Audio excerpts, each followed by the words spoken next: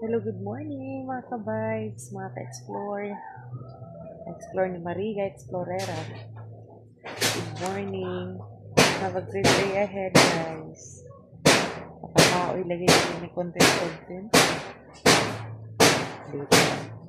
Kaoy kay busy at Maria. Mga neighbors, guys, repeating na anday kapit ng sista. Maya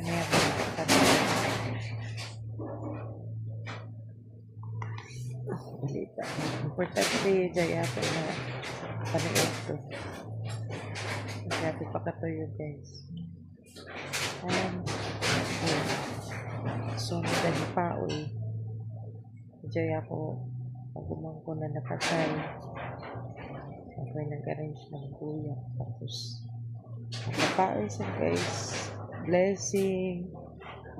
Enjoy order. Pero napapaoy, syempre. Yung nag-order na natin mga crafts. Andik na. Salamat sa iyo, guys.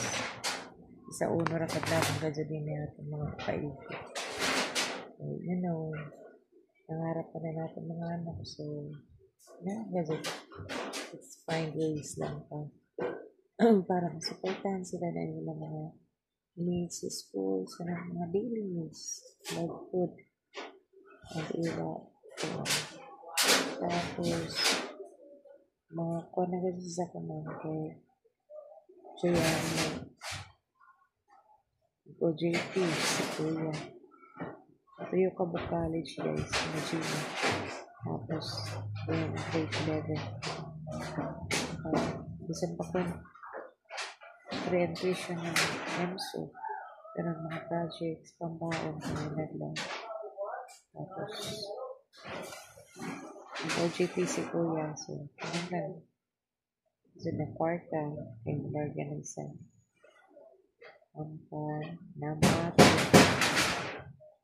Namati pinag-nursing, third year na.